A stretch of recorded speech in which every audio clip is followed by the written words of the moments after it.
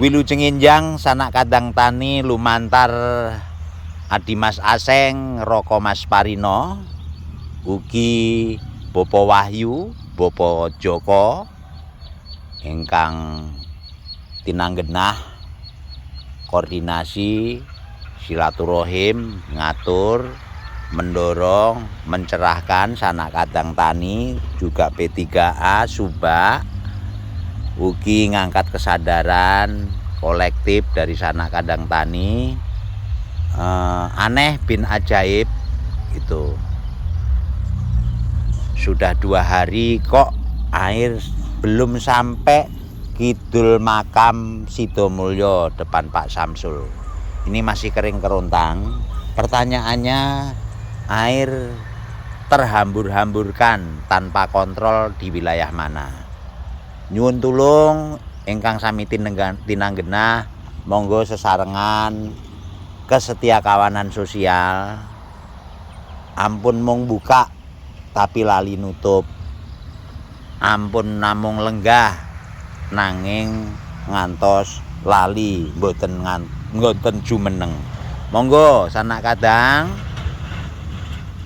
sayuk-sayek saeko kapti gotong royong kangge sanak kadang tani sedaya. Intine tepowak. Monggo sami tepowak.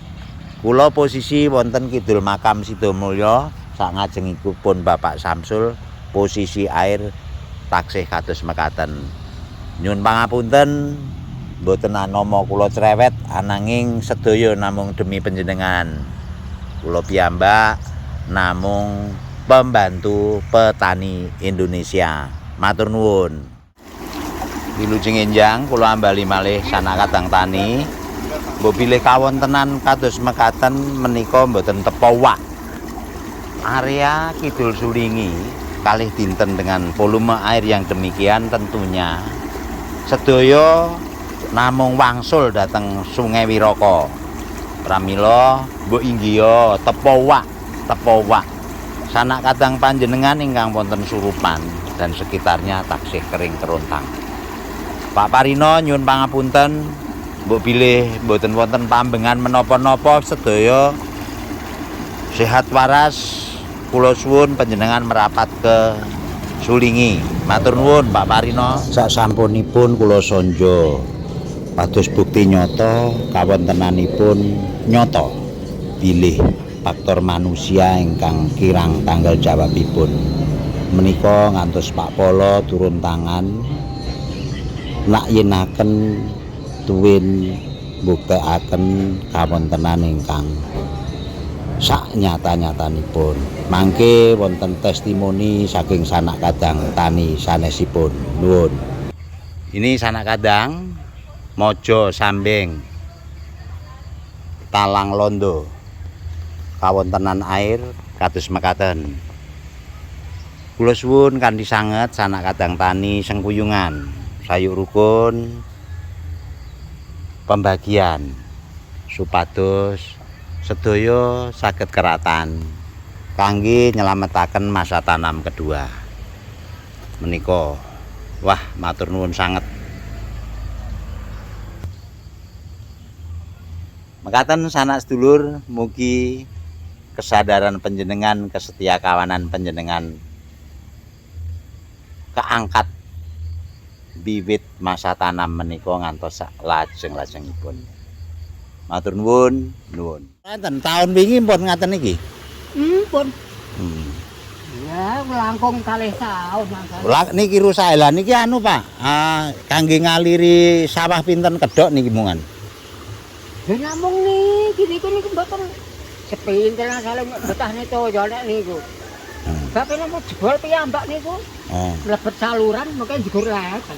Oh, ngaten. Lah meneh panjenengan garapan panjenengan pundi, Pak? Nek kula Kidul Sulingi kok. Oh, nggih. Nyuwun pangapunten nika pun cekap niki kangge sedulur Surupan sih garing.